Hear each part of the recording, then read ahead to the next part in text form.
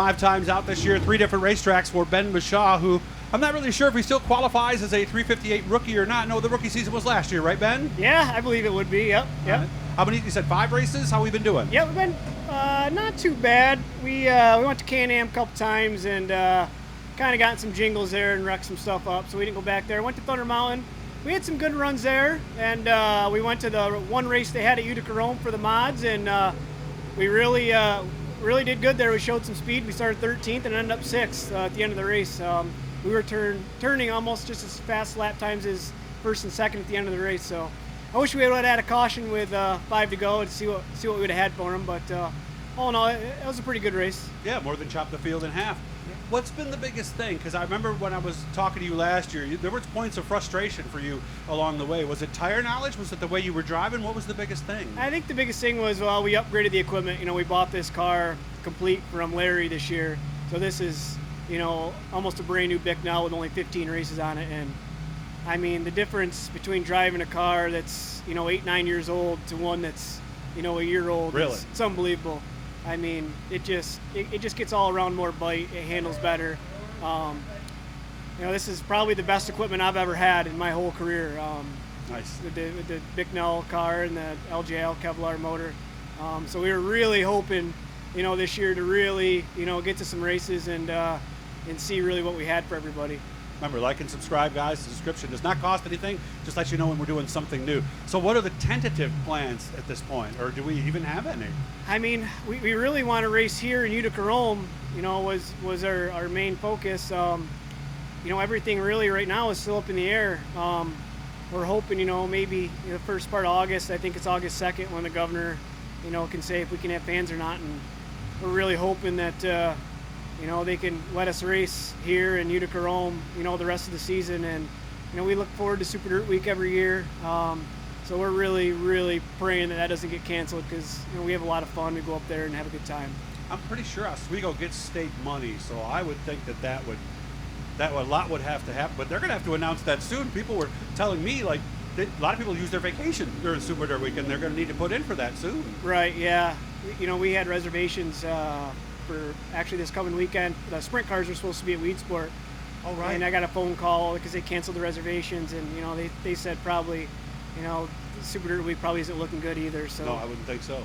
Yeah, it's kind of frustrating to have, you know, this good equipment and to spend the money and time. Yeah, because you were know, ready this year. Right. You were ready to race 30, 40 times, we right? were really prepared this year to go out and, you know, we were going to hit mostly all the 358 Super Dirt Series, and we were going to race here, you know, Fulton Weekly and maybe do Utica Rome too. So, you know, it really kind of stinks. But on the other hand, you know, I guess we're going to have pretty well fresh equipment, you know, for next year. So, you know, we won't have to spend a ton of money over the off season, you know, freshening stuff up. So that's true. Freshening a 358 is what, $7-8 grand. Yeah, like that, right? Yeah, it's around there. Yeah, it's not cheap. No, so maybe it'll be okay. Yeah. How was work? I mean, were you working this whole time? I haven't had a day off since. I mean, all along? My place all along. Oh, yep. Good. What do you I've do been again? going to the office. You travel. So no, I'm the engineering manager at Intertech. We certify. I do a lot of gas and oil equipment, so furnaces, boilers, a lot of HVAC equipment. But Intertech also tests a lot of medical equipment. So our business actually really skyrocketed, and we're just, I mean, we're so busy.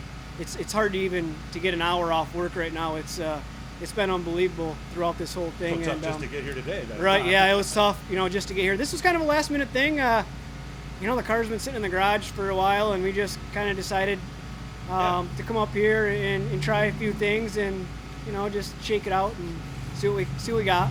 I'm curious. A lot of kids that I've talked to have changed their thoughts on what they might go to college for as they've been watching the world these past few months. What would you tell your boys? I mean, what would you think? I mean, because a lot of people are thinking, heck, a trade is maybe a little better than maybe a degree. Right. I mean, a trade school is, you know, very, very important, especially nowadays.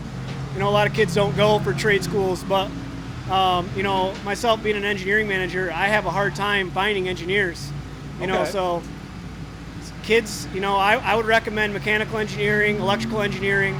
There's lots of jobs out there for engineers. It's a good field to be in. The pay is really great.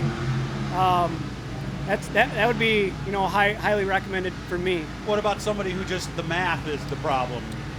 Yeah, you know, I guess my son Jack, you know, he wants to be a farmer.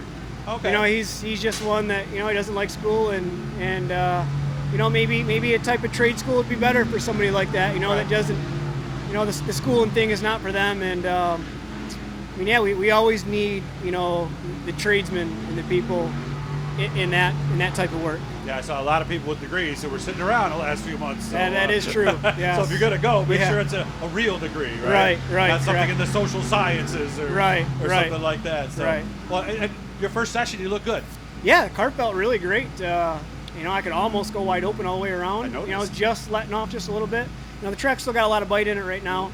You know, we really want to see what it's going to do when it slickens up. Yeah. You know, that's what we want to get better at. We want to get better at the black slippery tracks, and I think that's what makes you a better driver. You know, anybody can go out there and hold it wide open on a heavy track.